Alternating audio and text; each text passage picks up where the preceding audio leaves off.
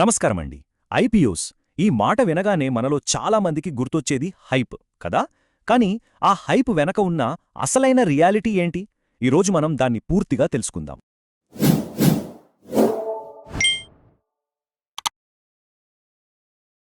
మనందరికీ వచ్చే first doubt ఇదే. ఒక ఐపీఓకి గ్రే మార్కెట్ ప్రీమియం అంటే జీఎంపీ ఏమో ఆకాశంలో ఉంటుంది, లిస్టింగ్ గెయిన్స్ పక్కా అనుకుంటాం. కానీ తీరా లిస్టింగ్ రోజు చూస్తే అది డిస్కౌంట్లో ఓపెన్ అవుతుంది. అసలు ఎందుకిలా జరుగుతుంది? ఒక స్టడీ ప్రకారం గ్రే మార్కెట్ ప్రీమియం లిస్టింగ్ రోజున ఐపీఓ పర్ఫార్మెన్స్ని 83.7% వరకు కరెక్ట్గా అంచనా వేయగలదట. వావ్, నంబర్ పెద్దదిగానే ఉంది కదా. కానీ ఒక్క నిమిషం ఆలోచించండి, ఇది 100% కాదు. అంటే ప్రతి 10 ఐపీఓలలో దాదాపు రెండింటి విషయంలో జీఎంపీ తప్పు చెప్పే అవకాశం ఉంది. చూసారా, కేవలం జీఎంపీని గుడ్డిగా నమ్మితే ఎంత రిస్కో. మీలో చాలామందికి ఈ ఫీలింగ్ ఉండే ఉంటుంది. ఈ డిఆర్హెచ్పి, క్యూఐబి, జీఎంపి ఇలాంటి పదాలు వింటేనే మనకేదో భయమేస్తుంది. సోషల్ మీడియాలో చూస్తేనేమో ప్రతి ఐపీఓ ఒక మల్టీ బ్యాగర్లా కనిపిస్తుంది. ఇంత గందరగోళంలో కరెక్ట్ డిసిషన్ ఎలా తీసుకోవాలి? డోంట్ వరీ, ఈరోజు ఈ కన్ఫ్యూజన్ అంతే క్లియర్ చేసేద్దాం. సరే, ఈరోజు మనం ఏం నేర్చుకోబోతున్నామో చూద్దాం. First, the IPO blue print అంటే ఏంటో చూస్తాం. తర్వాత అసలు ఈ ప్రైజ్ ఎలా సెట్ చేస్తారు, ఇన్వెస్టర్స్లో ఎన్ని రకాలున్నారు, ఆ తర్వాత ఈ హైప్ వెనుక ఉన్న కథేంటి, ఫైనల్గా ఒక స్మార్ట్ ఇన్వెస్టర్గా మనం ఫాలో అవ్వాల్సిన చెక్ లిస్ట్ ఏంటి, ఇవన్నీ క్లియర్గా తెలుసుకుందాం. Okay, let's start. మొదటి section, the IPO blueprint. ఇక్కడ మనం ఒక ఐపీఓకి ఆయువు పట్టు లాంటి డాక్యుమెంట్ డిఆర్హెచ్పి గురించి తెలుసుకుందాం. డిహెచ్ఆర్పి అంటే డ్రాఫ్ట్ రెడ్ హెరింగ్ ప్రాస్పెక్టస్.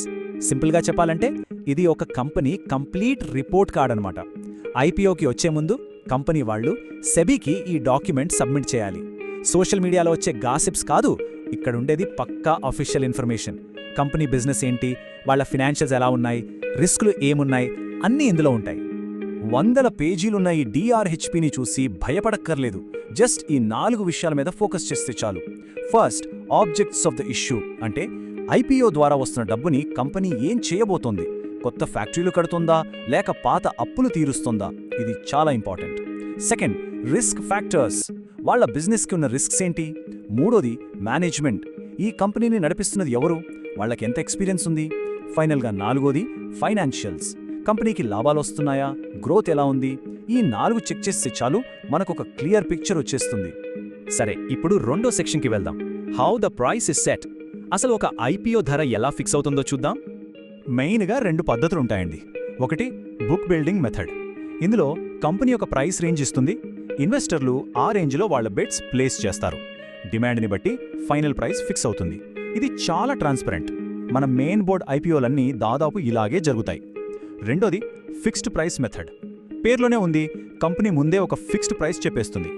ఇది ఎక్కువగా చిన్న కంపెనీలు అంటే ఎస్ఎంఈ ఐపీఓస్లో చూస్తాం. నెక్స్ట్, మూడో సెక్షన్, ద ఇన్వెస్టర్ లీగ్. ఐపీఓలో అప్లై చేసే వాళ్ళందరూ ఒకటే కాదు, వాళ్ళని కొన్ని కేటగిరీలుగా డివైడ్ చేశారు.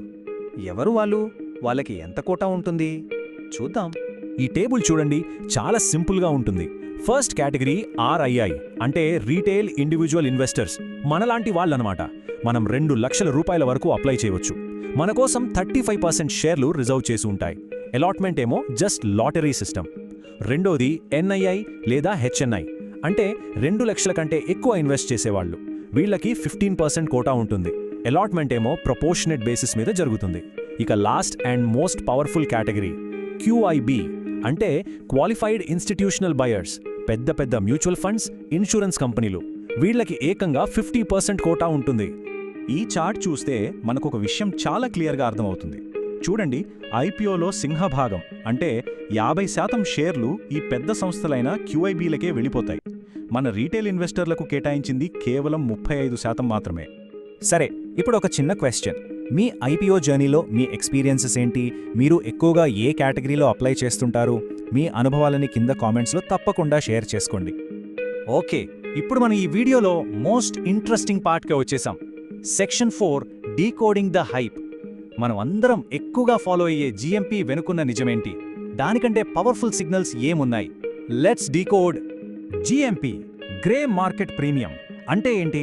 సింపుల్గా, ఐపీఓ స్టాక్ మార్కెట్లోకి రాకముందే బయట ఒక అనధికారిక అన్రెగ్యులేటెడ్ మార్కెట్లో ట్రేడ్ అయ్యే ప్రీమియం. ఇది జస్ట్ మార్కెట్లో ఉన్న సెంటిమెంట్ని, స్పెక్యులేషన్ని చూపిస్తుంది. గుర్తుంచుకోండి, దీనికి సెబీ కంట్రోల్ అస్సలు ఉండదు. ఈ ఒక్క కొటేషన్ గుర్తుపెట్టుకుంటే చాలు. GMP is a sentiment indicator, not a forecasting tool. అంటే జిఎంపి అనేది మార్కెట్ మూడ్ ఎలా ఉందో చెప్పే ఒక ఇండికేటర్ మాత్రమే, అంతేగాని ఫ్యూచర్ని ప్రిడిక్ట్ చేసే టూల్ అస్సలు కాదు. మరి జిఎంపి కాకపోతే అసలైన సిగ్నల్ ఏది? ఇక్కడే వస్తారు యాంకర్ ఇన్వెస్టర్స్. వీళ్ళు కూడా క్యూఐబీలలో ఒక పార్ట్. వీళ్ళెవరు? పెద్ద పెద్ద పేరున్న మ్యూచువల్ ఫండ్స్, ఫారిన్ ఇన్స్టిట్యూషన్స్.